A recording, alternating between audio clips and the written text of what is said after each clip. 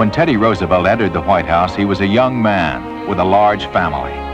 He loved being president, and he loved his 6 children. The White House was filled with life during his years as president. America fell in love with the oldest daughter, Alice, and her White House wedding was the Washington event of 1905. As president, Roosevelt preached the doctrine of the strenuous life. His speeches were filled with words like duty and national greatness, and he seemed to have the energy of many men. Far better to dare mighty things, he said, to win glorious triumphs, though checkered by failure, than to take rank with those poor spirits who live in the gray twilight that knows not victory or defeat. Few presidents in history have been as popular as Theodore Roosevelt. Though he disliked the name Teddy, that's what most Americans called him, and kids for the first time grew up with teddy bears. Cartoonists loved him too, and helped to make him famous. Roosevelt's popularity was so great by 1904 that the Republicans renominated him for another term. He campaigned widely, always speaking about a square deal for all Americans. William Jennings Bryan said he was ready to run again, but he had lost twice before, and the Democrats chose Judge Alton B. Parker of New York. Eugene Debs ran on the socialist ticket.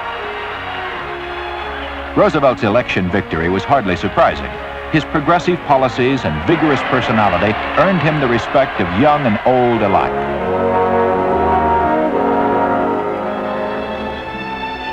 Progressive Governor Hiram Johnson of California and Indiana Senator Albert Beveridge also fought for social justice. The election of these and other progressive politicians, like Robert La Follette, governor of Wisconsin, was a sign of the times. Progressives spoke out for those who had no voice, like the children. More than a quarter of all boys in America, aged 10 to 16, held full-time jobs in 1900. 12-hour shifts, 6 days a week were the rule, with no recourse for death or injury. The progressives pushed for child labor laws and attacked the men of wealth and special privilege whose fortunes were built on the labor of children, men who ran their businesses with little concern for the health and safety of their workers.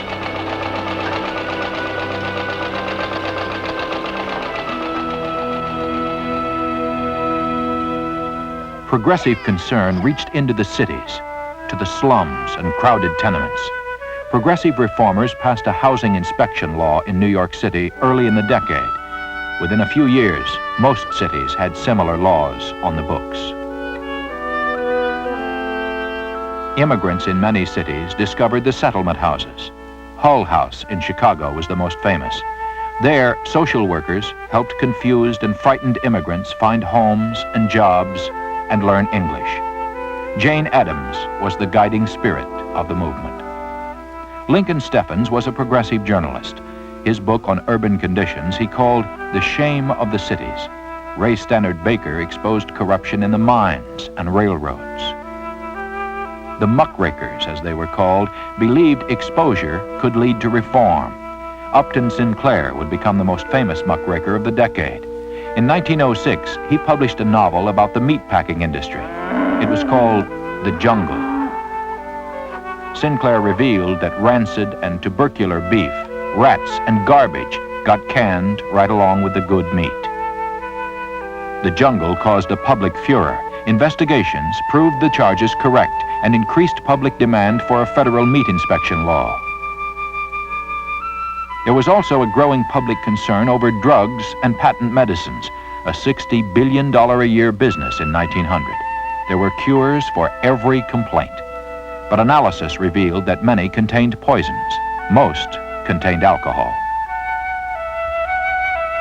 Dr. Harvey Wiley, chief chemist at the Department of Agriculture in Washington, and his assistants were known as the Poison Squad. Publicity surrounding their experiments helped to ensure passage of a pure food and drug law in 1906. The leading legislative spokesman for the law was Progressive Senator Albert Beveridge of Indiana. Ida Tarbell was a muckraker who focused her attention on the workings of big business. Her history of the Standard Oil Company, first published in McClure's magazine in 1903, was a damning indictment, leaving no doubt that John D. Rockefeller's oil empire had corrupted government, bought favors, and wiped out competition. The muckrakers' charges were serious, and most were justified.